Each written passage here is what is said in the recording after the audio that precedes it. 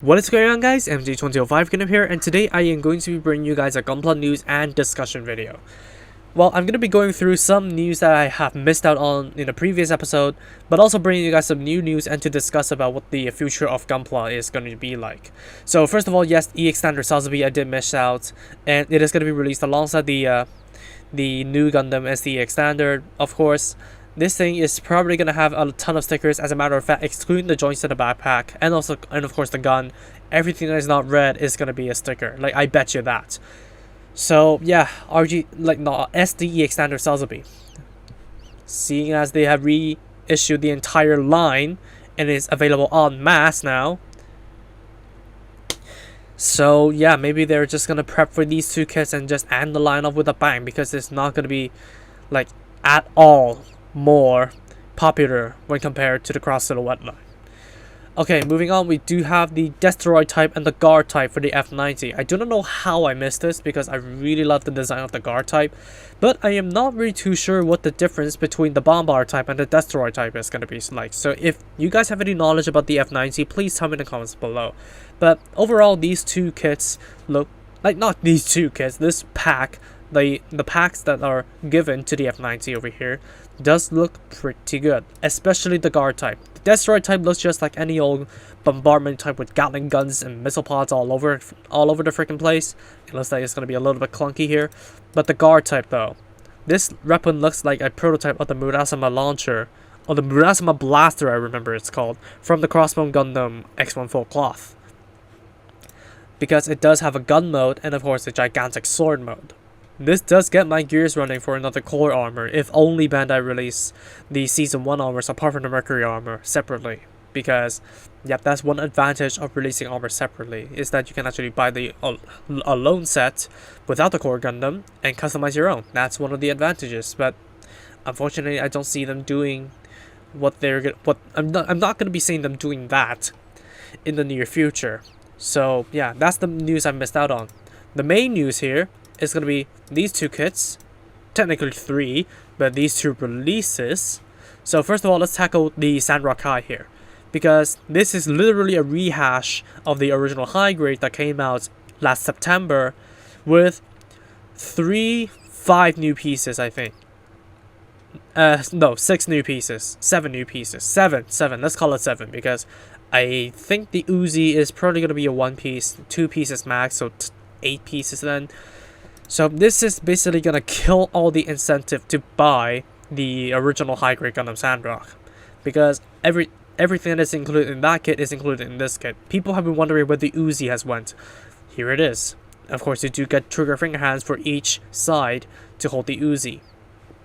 And you do get the backpack thrusters to completely ruin the one thing that is rarely used but also a signature of the Sandrock, the Cross Crusher. So yeah, I do not know what to say about this, because yeah, this could have been the Sandrock. This could have been the Sandrock that we've got in the retail market, and dismantle all the parts that we do not want to convert it back into the original Sandrock. But of course, it's Bandai. We know how they are. They just want to put out a half-assed version of one kit, just like the Revive Zeta, and then put out a premium version of a basically rehashed version of the same goddamn kit.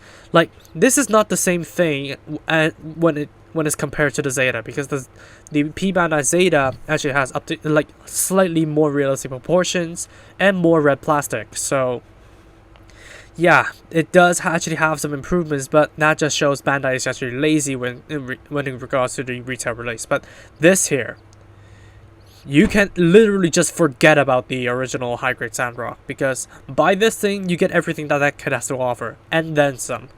It's going to be a January release, but although it does say February. So yeah, because if you guys don't know, like, markets outside of Japan and Korea receive their kits at least a month later. So over here we're going to be getting the Sandrock Kai in February 2021 instead of January 2021. But the real stinker is this thing right here. These things. Goddamn. The Vayeate and Mercurius. Sorry if I butchered that pronunciation, because yeah, I did watch Gundam Wing, but It's with Chinese subtitles, unfortunately, so I can't really correlate the names. But anyways, the Vayeate is the blue one, the Mercurius is the red one, as far as I remember. And these things are gonna be released the same time as the Sandrock Kai, as a premium kit. Now, you can tell from my tone that I am absolutely appalled at what they decided to do here. Because we never had a variant of either kit in a high-grade form, in a modern high-grade form at least. I don't know if you guys are going to chew on me for disregarding some ancient kit that I'm not aware about, but at least in the modern market, we are not like gonna get these things in the retail market, of course, but we never even had a single variant of these kits. Not a single build variant, so this is just released to be released. This is not going to be released, like sure, it could have been a setup for a Build Diverse Battle Log variant, but as far as I can tell, these things are released to be released. So they're just released for the sake of releasing them. But it is stuck into Premium Bandai for some stupid reason. Because apparently my theory is right. Everything that's not build related is going to be thrown into the P-Bandai market. So absolutely nobody apart from the countries who can access the Premium Bandai web shop is going to be able to get access to these kits, which is basically the majority of the Gunpla market now that I think about it. But it's still gonna be a pretty hard kit to obtain because this is gonna be a limited edition. On top of that fact, from a straight glance, the plastic looks cheap. Like, this thing looks like it is made from the early 2000s. Moreover, you can actually see the limits of their articulation here. It looks as though they're going to be using the fine build, is it a fine build? Yeah, the fine build engineering, fine build mechanic, whatever the hell you want to call it. Basically, 30-minute mission structures, is as far as I can tell from here. Unfortunately, if you look at the Mercurius' leg, it's bent 90. Let's look at this photo over here. This is the Mercurius, for God's sake. Yeah, as I did mention, the Mercurius, the Vayeate is the blue one. I'm sorry. But yeah, if you look at the Mercurius' leg, it spans all the way. At 90 degrees. And if you take a look at the Vayeate over here, the arms are bent all the way. Almost all the way to have like a proper shooting position for the gun. So these things right here are going to be the exact same case as the Geminis. Completely new molded. And of course the dot trace as well, but I'm not going to talk about that because I never experienced that. But these things, as far as I can tell, they're going to be probably the exact same case as the Geminis. Completely new molding that never had a variant in the modern high-grade market to base off of, that has appalling articulation. On top of the fact that there is no customization potential because these things have no upgrades. They were kind of like destroyed within the first few episodes of them debuting, as far as I remember.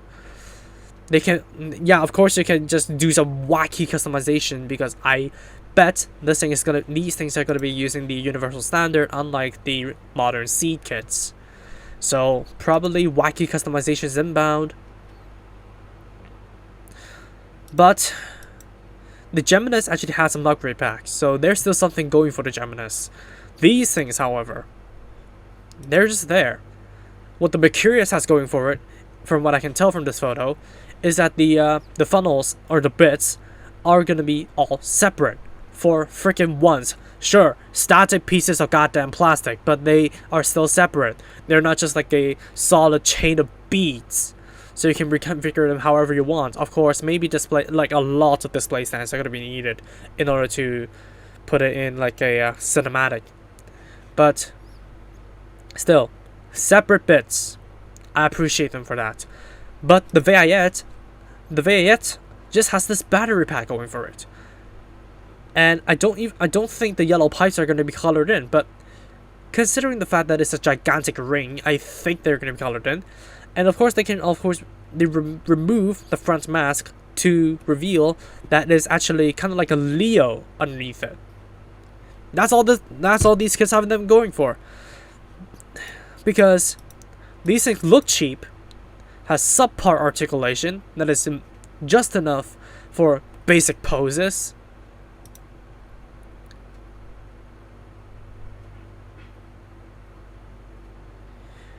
And they're premium.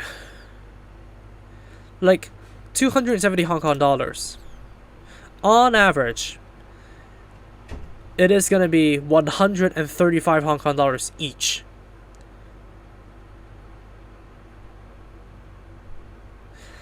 So I think I've gone about enough here. So tell me what you guys think about in the comments. What do you think about the announcements in the comments below? And there's nothing really to look forward to in December, so I don't know what to do in that month. Of course, there is the P-Bandai kits that are going to be arriving to me at the end of the month. But as far as we know, these are all rehashes. The core Gundams are probably the most hyped things in December. And with these things completely and like confirming my theory about Gunpla more than enough, I'm absolutely like appalled at where the Gunpla trend is going towards. Non-build stuff, P-Bandai. So tell me in the comments below what you think. I've ranted about enough here, and thank you all so much for watching, and I'll see you all next time. Peace.